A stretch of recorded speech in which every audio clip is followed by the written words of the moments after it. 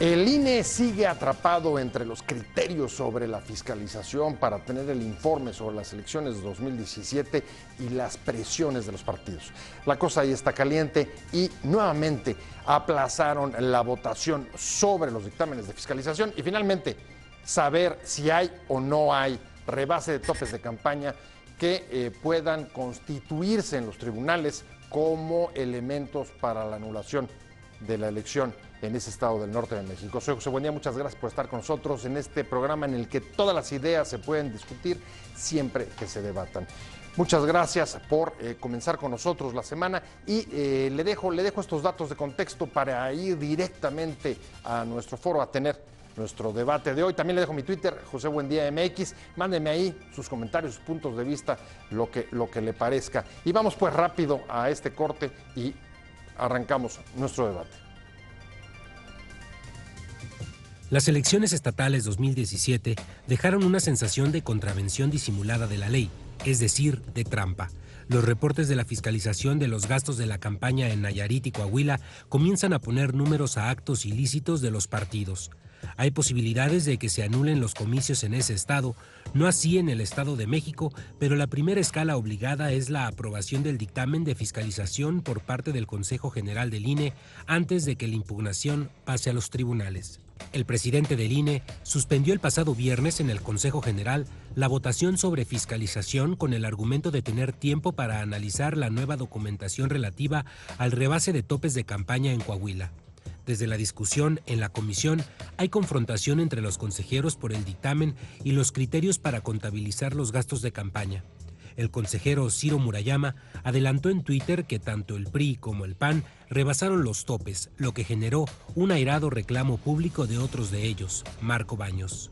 Por el contrario, pese a haber sido unos comicios cuestionados, en el Estado de México se prevé confirmar que ninguno de los 7 candidatos de la gubernatura de la entidad sobrepasó el límite de erogaciones permitidas.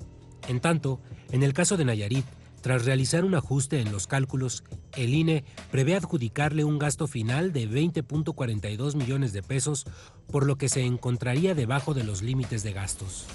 El presidente del PRI, Enrique Ochoa, desplegó un intenso cabildeo en el INE la semana pasada para evitar que se acredite el rebase de topes de campaña en Coahuila, que legalmente corresponde a uno de los supuestos legales para anular la elección. El líder del PAN, Ricardo Anaya, hizo lo propio, aunque en sentido inverso, para lograr que se repitan los comicios en ese estado. ¿Qué efecto tuvo la presión sobre los consejeros? Posiciones. El árbitro electoral no es responsable ni de fijar topes de gastos de campaña ni de establecer la nulidad de alguna elección, afirmó el consejero presidente del INE, Lorenzo Córdoba.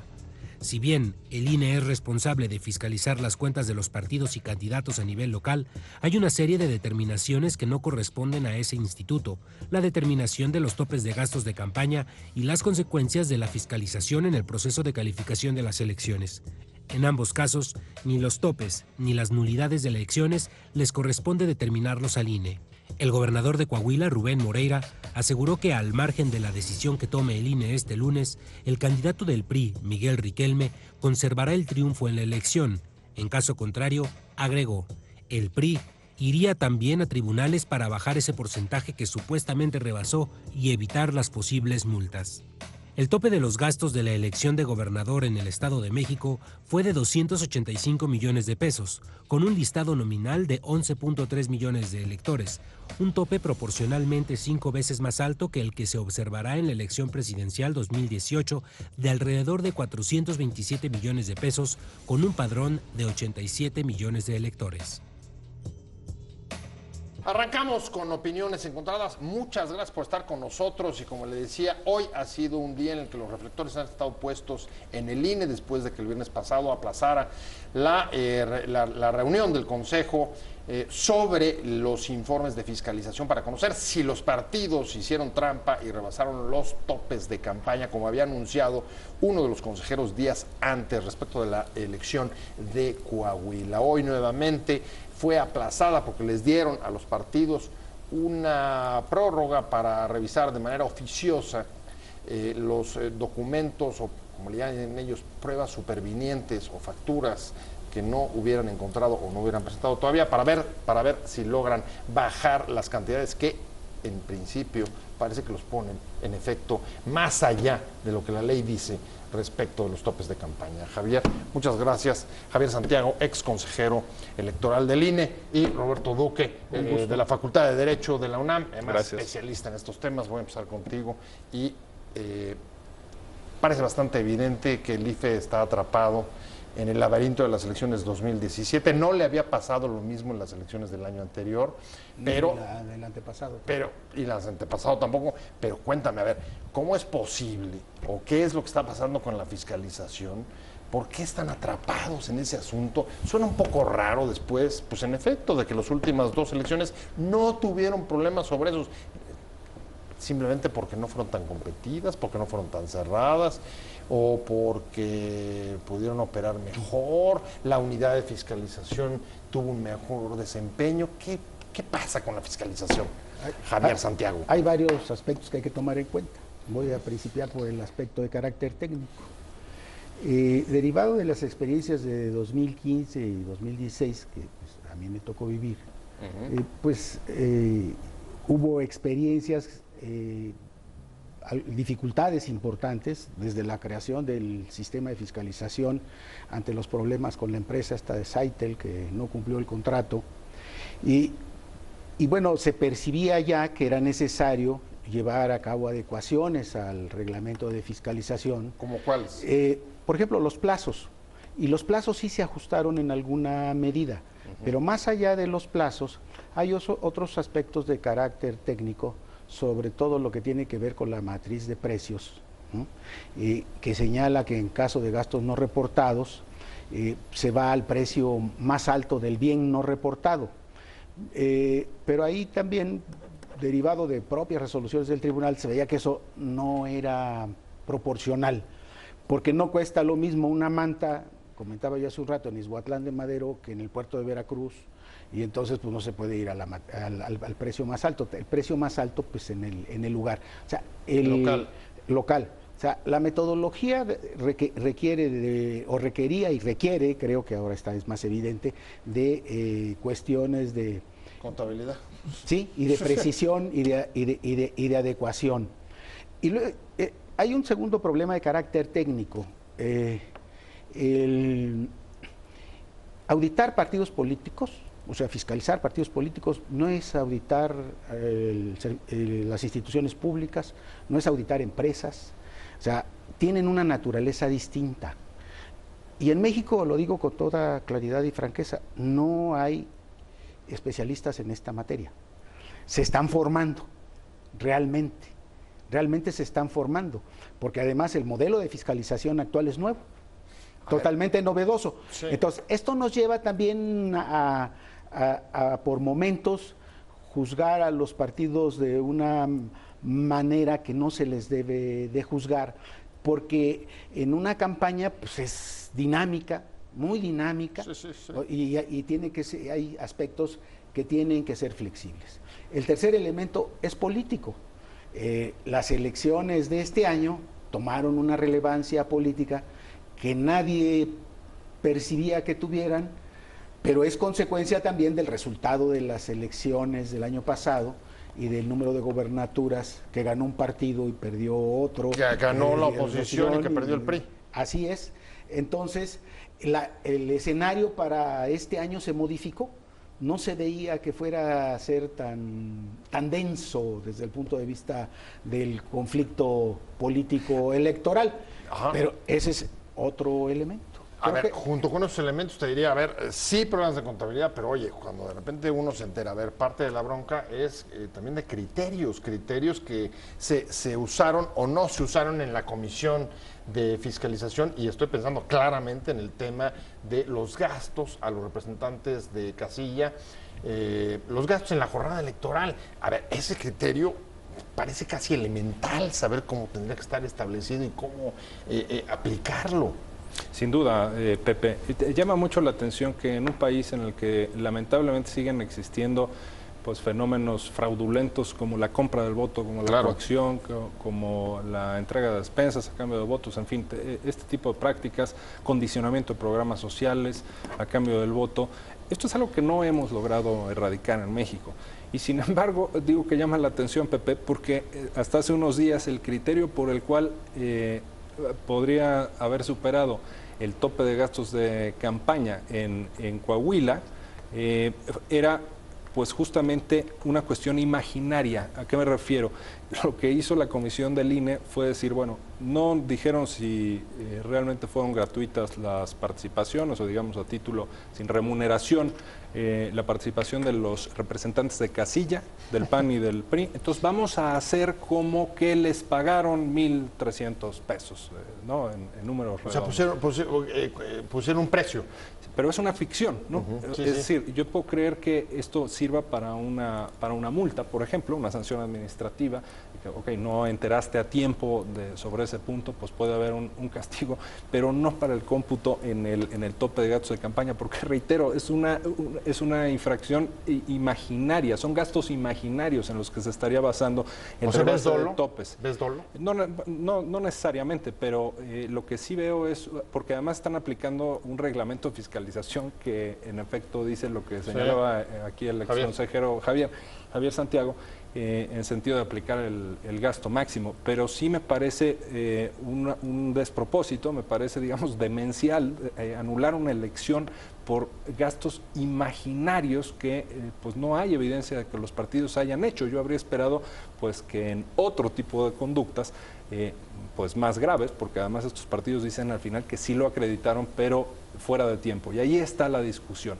Entonces, ahora que hace la prórroga, que bien referías el INE, pues ahora pues podrán subsanar algunas de estas cuestiones los partidos, y tal pareciera que ese no será el factor determinante de una posible nulidad. Hay otras causas de rebase de topes, por lo tanto persiste la posibilidad, pero yo ya no la veo tan alta. A ver, me vienes. faltó hablar de los partidos. Tienen responsabilidad los partidos, porque los partidos tenían obligación de reportar el gasto en los representantes en las casillas, de sus representantes en las casillas, o de presentar un formato en que estos representantes dijeran que no se les había pagado. Quizá por eso el INE tomó la decisión de meter ese precio ante el incumplimiento de los partidos. No, el asunto del precio tiene que ver de que pues el reglamento dice el máximo. Entonces, lo que están haciendo se está haciendo es una inaplicación del reglamento y buscando la proporcionalidad de la sanción. Es lo que yo digo que debió de haberse revisado y que se debe de revisar. Que el reglamento debe de realmente aplicar sanciones proporcionales en función de lo que realmente los partidos hayan omitido reportar. Pero por lo pronto, para entendernos, lo que estarías diciendo no fue un asunto de abuso de parte del INE, sino que los partidos tienen responsabilidad por omisiones. Así es. Incluso lo que hoy reporta el propio INE, el presidente Lorenzo Córdoba, es una cantidad de gastos no declarados. El aumento de los gastos no declarados de los partidos es abrumador. Creo que habla arriba de un 400%. Regreso hablando con Roberto Duque, especialista en asuntos electorales de la Facultad de Derecho de la UNAM, Javier Santiago, ex consejero electoral del INE. Me quedé contigo, Javier, y antes de irnos a la pausa, hay varias cosas sobre la mesa. Una es... tú señalas hay omisión de parte de los partidos de no haber señalado, de no haber presentado sus cartas sobre los el no pago a los representantes de casilla, pero también hay varias cosas que llaman la atención, y es, a ver, tienes un consejero saliendo antes del Consejo General y diciendo son 6 millones con los que se rebasaron, ni bajando los gastos de los representantes de casilla me parece que logres reducir 6 millones, estoy especulando por supuesto, pero es una cantidad bastante alta. ¿Se gasta eso en una jornada electoral? Puede llegar a gastarse porque además hay gastos diferenciados. Voy a poner... ¿En Coahuila? O sea, un estado que no es tan grande como el Estado de México. No, el ejemplo es concreto. Morena invirtió en cada representante de casilla 1,700 pesos. Pero porque hubo representantes de otras entidades federativas, hubo que pagarle hospedaje, alimentación y darle una compensación. Entonces, cada partido, lo que quiero señalar es que cada partido tiene un gasto según sus posibilidades y también según su estrategia electoral, ¿no? O sea, y eso no está normado. No está normado, no está prohibido por la ley. Y entonces pues diseñan sus propias estrategias, entonces en función de eso gastan. Aquí el asunto clave, desde mi punto de vista, en lo que concierne a los partidos políticos, es no haber reportado el gasto o el que no se les pagó a los representantes. Si hubieran reportado cualquiera de las dos cosas que hubieran sucedido, los problemas de carácter técnico serían un problema de carácter totalmente secundario, no estaríamos metidos en no deja de oler raro de no reportan, pero al mismo tiempo, como decíamos en el corte, en el Estado de México, ahí sí reportaron. Y luego tienes topes de campaña en el caso de Coahuila, muy bajitos, mientras en el Estado de México la manga es, lo decíamos, casi equiparable al tope de gasto de campaña de la elección presidencial. Huele raro. Y luego, entre los propios consejeros, unos corrigiéndose a otros vía Twitter. Bueno, y huele raro. Trump los está contagiando. Y huele raro también porque, es decir, si es tan clara esa violación o esa infracción a cargo de los partidos políticos, pues entonces ¿por qué se les extiende? Porque lo que acaba de hacer el Consejo General es extenderles un plazo, porque ahí de lo que se quejaban tanto el PAN como el PRI en el tema de los representantes de casilla, a los que se les inventó, digamos, un valor si no se había entregado este formato de no pago, pues bueno, ellos aducen que no estaban claros los términos, que el INE también fue poco preciso ahí, y pareciera con lo que acaba de resolver ahora el Consejo General, que todavía estaba sesionando hasta hace un momento, pues pareciera extraño, y sí, Pepe, el grueso de ese rebase, casi del 30% de rebase por el PRI y algo cercano también por el PAN, el grueso es este tema de los representantes de casilla, por lo cual si no se contabilizaran esos representantes, sí se va a reducir, y yo creo que podría estar en el filo. Qué mal está que estemos platicando de si se rebasan o no los topes en Coahuila, porque es bajísimo el tope, en efecto, como bien dices, 19.2 millones, contrastado con el Estado de México, 285 millones más o menos, ¿no? Y la presidencial 337. Exactamente, o sea, la del Estado de México, que es una de 32 entidades federativas, está bien, la más grande, pero, hombre, no la puedes comparar con el país, y sin embargo está en el orden del tope de elección presidencial. ¿Quién resuelve esto? Los legislativos locales, y ahí el caso de Coahuila es el que está propiciando que haya una posible nulidad de elección, aunque ahora vamos a ver qué sucede con la nueva resolución que tome el instituto, pero en cambio en el Estado de México están muy holgados en el rebase de topes de gastos de campaña, por eso no estamos hablando de una nulidad ahora mismo. No, bueno, con esa cantidad ya alcanzar eso es una locura. Pero ¿puedo exponer una hipótesis? Sí, claro, adelante. Mira, ¿por qué la prórroga? Creo que parte del problema técnico de que en esto sí los plazos no están ajustados y no está previsto un derecho de audiencia claro para los partidos en este tema de la documentación que se tiene que entregar. Lo digo con conocimiento de causa porque me tocó estar en varias discusiones en que si no hay derecho de audiencia, el asunto es revertido por el tribunal. Ese es un derecho sacrosanto, punto. Entonces, creo que en este caso, el Consejo General, los integrantes del Consejo General, fueron conservadores en el buen sentido del término. Conservadores, decir, evitar que luego se lo rebotara el tribunal. Que sería todavía mucho más delicado, creo que sería muy delicado. Pero es una hipótesis, porque... Pero esa es una hipótesis de hoy. Sin embargo, como podemos ver, el problema es que vienen arrastrándolo. A ver, el viernes se aplaza. Hoy se posterga.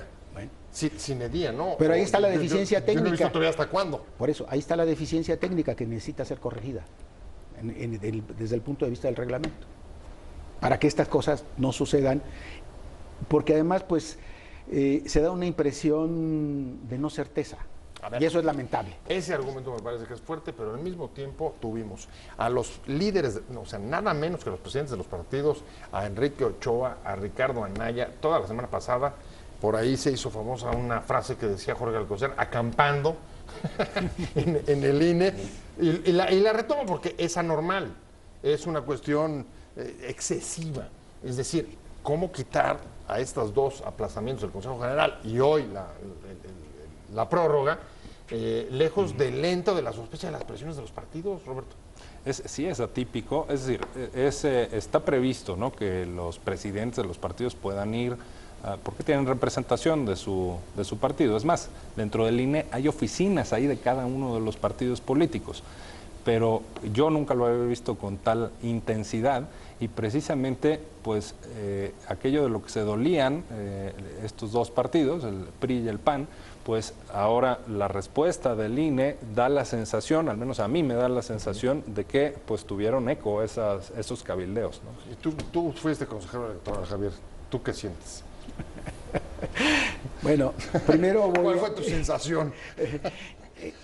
El día de hoy, cualquier asunto jurisdiccional y sobre todo en materia electoral es ampliamente debatido. O sea, se debate con una intensidad y con una enjundia no conocida en el pasado. Y los dirigentes de los partidos juegan también en el litigio mediático. Entonces creo que ese es un aspecto político estrictamente. Y el asunto otro, pues a mí me han platicado nomás, que a veces recargan el caballo. Entonces, no tengo conocimiento de ningún hecho específico, pero me han platicado que en el pasado... Pero de que hay recargones, eso podemos titular, hay recargones. El INE empantanado en las elecciones 2017, estamos hablando con el ex consejero electoral del INE, Javier Santiago. Me quedé contigo, Roberto Dugue, especialista en asuntos electorales, abogado de la UNAM, de la Facultad de Derecho de la UNAM. Me quedé contigo y a ver, ¿qué es lo que crees que pueda pasar ahora después de lo que ha venido sucediendo ahí? ¿Cuáles crees que puedan consolidarse como dictámenes, en todo caso, respecto a fiscalización? Una vez que pues estos son simplemente, digamos, los elementos que los partidos, en su caso, tendrán que llevar al tribunal para ahí pedir la anulación. Bueno, son decenas y decenas de posibles causas de nulidad las que está estableciendo, las que está resolviendo el INE. Sin embargo, hay que precisar que el INE no es propiamente quien declara la nulidad de las elecciones, no está dentro de su competencia. Pero ¿qué sí hace, Pepe, el INE? Como tú sabes, el INE resuelve fiscalización y con base en lo que haya resuelto, entonces ya se puede saber si hubo rebase o no. Y la Constitución, desde 2014, la última reforma electoral, establece esto del rebase. Si el rebase es por más del 5% del tope y la diferencia entre el primero y el segundo lugar fue de menos del 5%, entonces procede la nulidad siempre y cuando sea grave y determinante, de acuerdo con el Tribunal Electoral. O sea, lo que resuelve el INE se va a ir al Tribunal Electoral. Pero por lo pronto lo que estás diciendo es probable que el dictamen consolidado del INE, digamos, revalide, aunque quitando quizá los gastos de la jornada electoral, el rebase de topes de campaña en el caso de Coahuila. Es posible que así ocurra porque están en el filo. Es decir, yo no veo una nulidad de elección solo con el tema de los representantes de casilla, porque reitero, me hace son gastos imaginarios, gastos que el INE está suponiendo y digamos haciendo como que los partidos le pagaron a sus representantes, pero no hay evidencia de ello.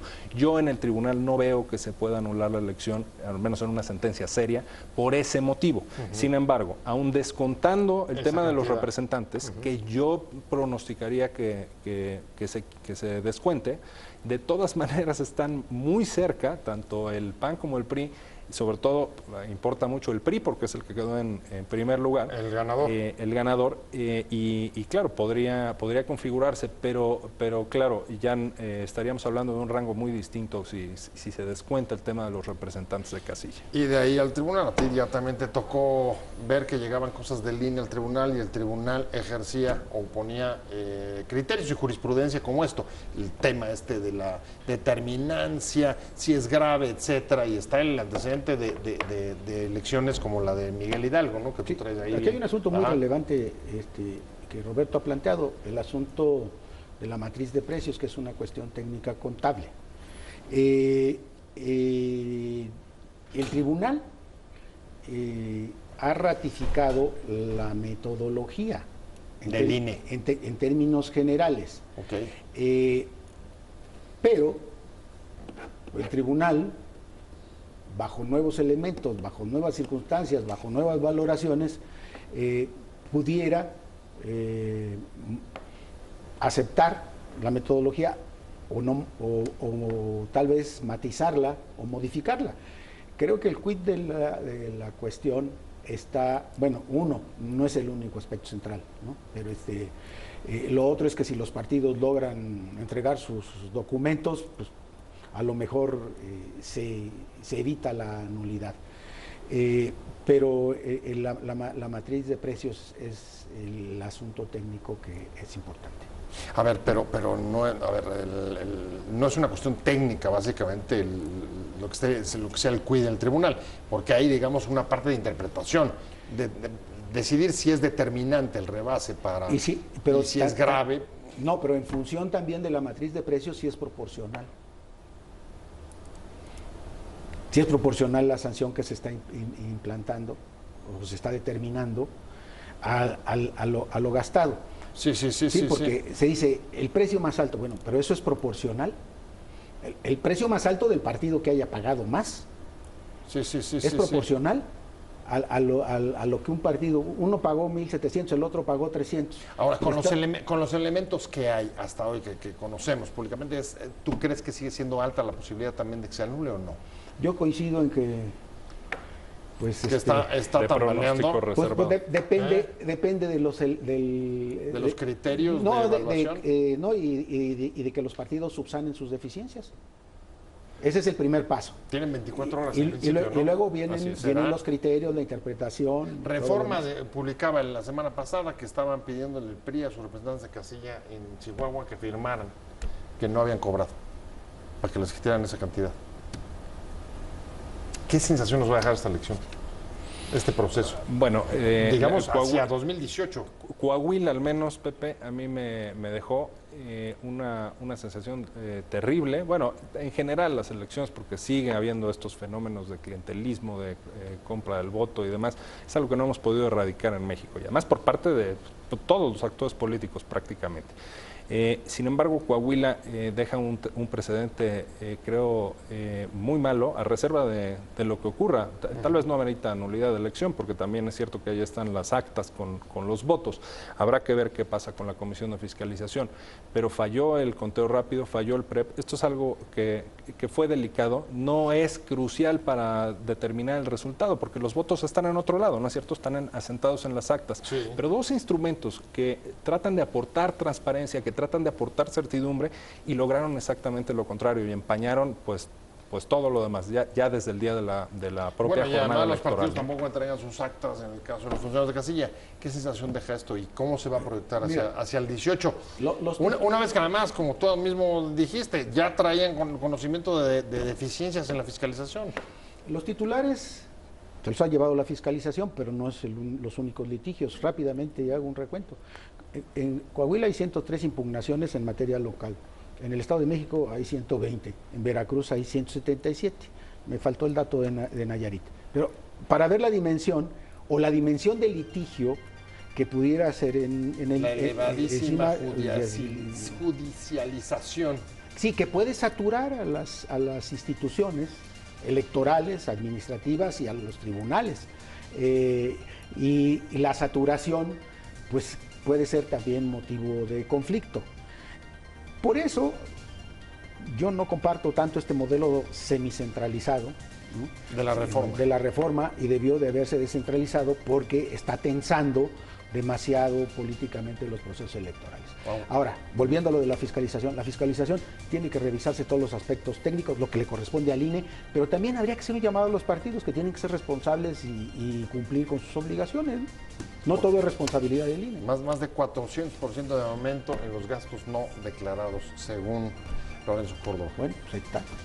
Y van a ser 30 elecciones locales. Este año fueron 4.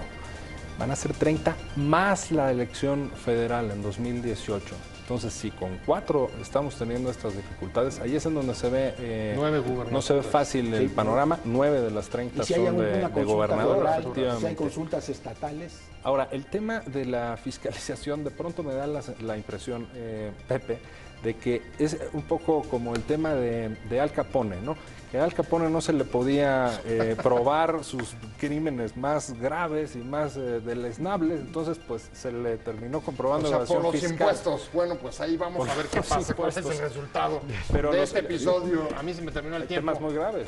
Roberto, que no sean muchas gracias. Te agradezco muchísimo que hayas estado con Gracias nosotros. Javier Santiago, Aprecio gracias a mucho la ambos por haber invitación. estado con nosotros en Opiniones Encontradas. Nos vemos.